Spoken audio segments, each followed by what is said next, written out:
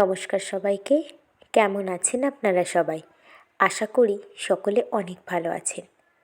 আজ প্রায় অনেকটা দিন না, প্রায় 2 মাস বাদে আমি আপনাদের সাথে আরেকটি লং ভিডিও শেয়ার করছি। আসলে সময়ের অভাবে এখন কোনো ভিডিও যেমন শ্যুট করা হয় না, তেমন ভিডিও এডিটিং করা, তাতে ভয়েস ওভার করা, সমস্ত কিছুই যেন আরও সময় সাপেক্ষ হয়ে পড়েছে।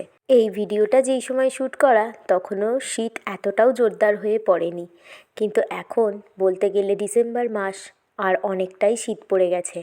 তো রোজকার সকালকার রুটিন এখন এটা আমার ডেইলি হ্যাবিট হয়ে গেছে। ঘুম থেকে উঠে সবার আগে ভগবানের পুজোর জন্য ফুল তোলা, আর বাড়ির সামনেই যদি এত সুন্দর সুন্দর ফুল পাওয়া যায় তাহলে কার না তুলতে ভালো লাগে। তো এটাই এখন আমার রোজ সকালকার রুটিন হয়ে গেছে। ফুল তুলে কিংবা ঘর ঝাড় দিয়ে স্নান করে এসে ভগবানের পুজোর আয়োজন করা। তো সব কিছু হয়ে যাওয়ার পরে আমাকেও রেডি হতে হয় স্কুল যাওয়ার জন্য।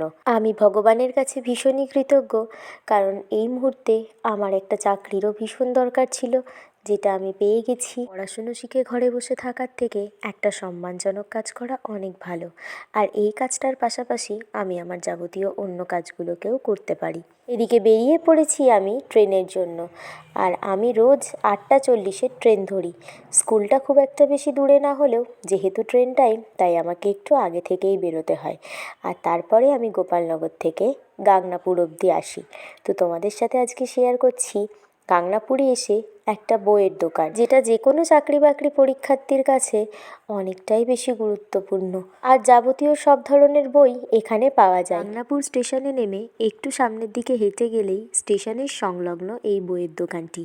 তো আমি স্টেশনে নামার পরেই আমার স্কুলের আরেকটি ম্যাডামের সাথে দেখা হলো। তো তিনি আমাকে যখন ডাকলো, আমরা দুজন মিলে চলে গেলাম সেই বইয়ের দোকানটায়। আর এই দোকানটা চিনে যাওয়ার পরে আমি আরেকটি বইও কিনেছিলাম, যেটা ভিডিওর শেষে আমি তোমাদের সাথে শেয়ার করব। স্কুল থেকে বাড়ি ফেরার পথে গিয়েছিলাম চাকদা HDFC ব্যাংকে, আর সেখান থেকে ফিরতে যেহেতু শীতের বেলায় অনেকটাই দেরি হয়ে গিয়েছিল, তাই বাজারে বসেছিলাম বাবার জন্য। বাবা আসলো, আমাকে একটু চা খাওয়ালো, তারপরে বাবার সাথে বাড়ি ফিরে আসলাম। তো সেদিনের মতন দিনটা তো শেষ হয়ে গেল, কিন্তু আর রাত্রে ভিডিও শ্যুট করা হয়নি। তাই চলে আসলাম পরের দিন সন্ধেবেলার একটি ভিডিওতে। সেখানে স্কুল থেকে বাড়ি ফিরতেই দেখি বাবা এই মিষ্টিগুলো এনে রেখে দিয়েছে। তো এত সুন্দর সুন্দর জিনিস শেয়ার করলাম, একটু মজাদার জিনিস তোমাদের সাথে শেয়ার করব না? আর আমি তো ভীষণই মিষ্টির পাগল, তাই এসেই কোনো কিছু না করেই হাত পাটা ধোয়া মাত্রই ফ্রিজ খুলে মিষ্টি খাওয়া শুরু করে দিলাম। আর আমার মতন মালাই চমচম খেতে তোমাদের কার কার ভালো লাগে সেটাও কিন্তু আমাকে জানাতে ভুলো না।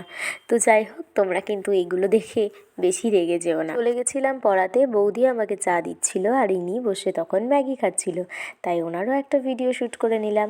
এসে ঢুকলাম আমার দাদাদের বাড়িতে, আর এটাই হলো সেই বই যেটা আমি কিনে নিয়েছিলাম ওই দোকান থেকে আমার মাসির ছেলের জন্য।